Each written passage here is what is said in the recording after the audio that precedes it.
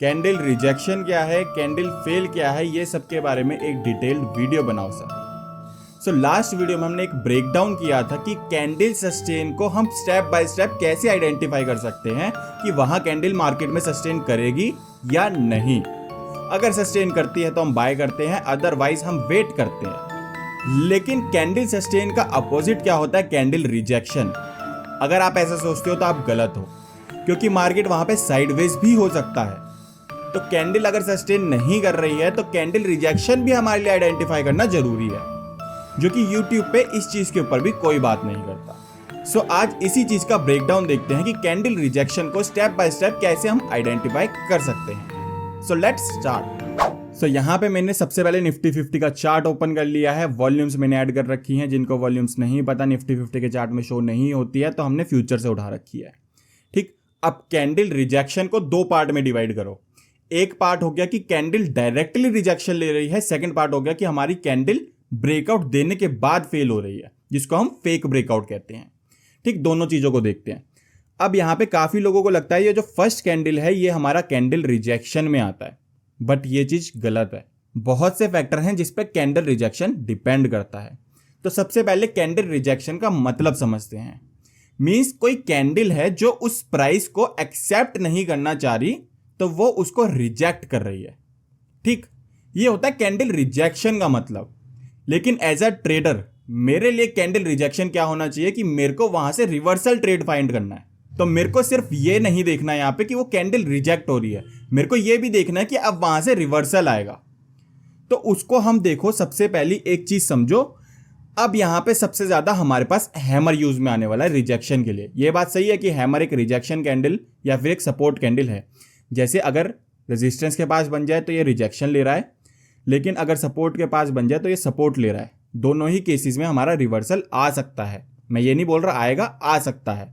कैसे, वो चीजें भी देखते हैं। पहला रूल आ गया, एक हैमर कैंडल को हमेशा दिमाग में रखो। अब हैमर कैंडल को थोड़ा सा और आगे लेके जाते हैं।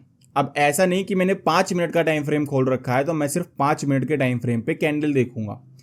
अगर आपके जितने भी कैंडलस्टिक पैटर्न्स, कैंडलस्टिक चार्ट्स हैं जो कि हमारे रिवर्सल के लिए, अगर उन सबको कंबाइन करोगे तो आपके पास एक चीज आएगी, वो है आपका हैमर।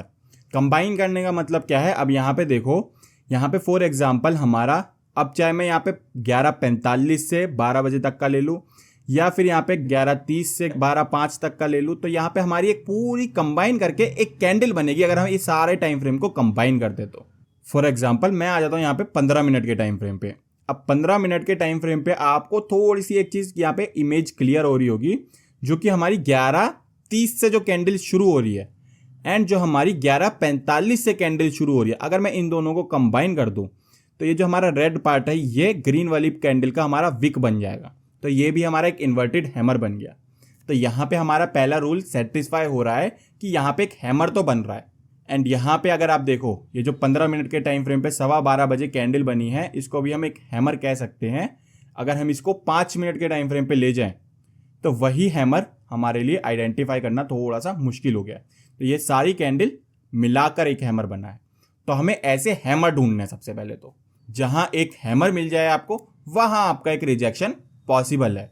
अब सेकंड चीज क्या देखनी है आपको, सेकंड चीज इंक्लाइनिंग वॉल्यूम।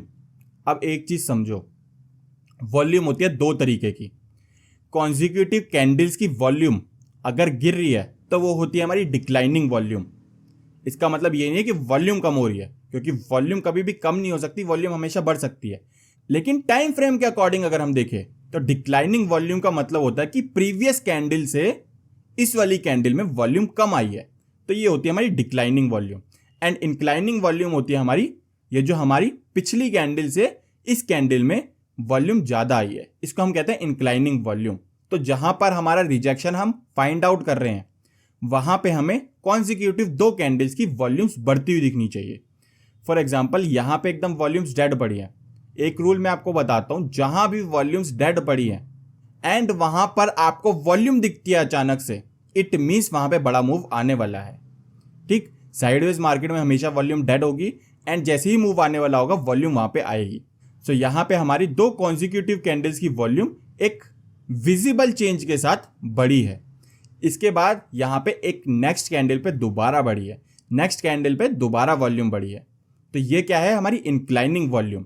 अगर अब हम हैमर को, जो हमने हैमर फाइंड आउट किया था, उसको हम वॉल्यूम के साथ ऐड कर दे तो यहाँ पे हमारा एक रिजेक्शन बनता है।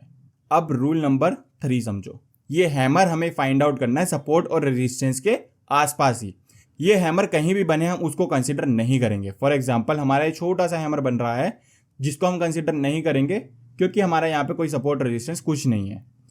एंड जहां हमारा कोई सपोर्ट रेजिस्टेंस बनता है वहां हम इसको आइडेंटिफाई करेंगे। जैसे कि 25,000 का एक हमारा लेवल था जो कि एक साइकोलॉजिकल लेवल है जहां से मार्केट ने आज रिजेक्शन लिया है। तो ये हमारे लिए एक रेजिस्टेंस है। इसके नियर बाय में हम फाइंड आउट कर सकते हैं कि यहाँ पे एक हैमर बने रिजेक्शन के लिए। अब साथ के साथ रूल नंबर 4 भी समझ लो। जैसे फॉर एग्जांपल ये रेजिस्टेंस है हमारा, मैंने लास्ट वीडियो में बताया था कि कैंडल सस्टेन के लिए इसके ऊपर होनी चाहिए कैंडल, लेकिन कैंडल रिजेक्शन अगर हम देख रहे हैं तो इसके नीचे होनी चाहिए कैंडल। अब उसका हैक भी मैं बता देता हूं। मार्केट में जब भी रिजेक्शन या फिर ब्रेकआउट जब भी आएगा, हमेशा थोड़े से कंसोलिडेशन के बाद आएगा। तो यहां पे हमें थोड़ा सा अवेयर रहने की जरूरत है कि यहां पे मार्केट या तो ब्रेकआउट दे सकता है या फिर रिवर्सल ले सकता है। तो ये था हमारा पूरा एक रिजेक्शन के ऊपर कि रिजेक्शन मार्केट किस तरीके से लेता है। अब नेक्स्ट वीडियो में हम बात करेंगे फेक ब्रेकआउट क्या होता है। सो आई होप वीडियो आपको हेल्पफुल लगी होगी। वीडियो अगर हेल्पफुल लगे तो वीडियो को लाइक कर देना, चैनल को सब्सक्राइब कर देना। फिर मिलेंगे ऐसी वीडियोस के साथ, तब तक के लिए टेक केयर, गुड बाय।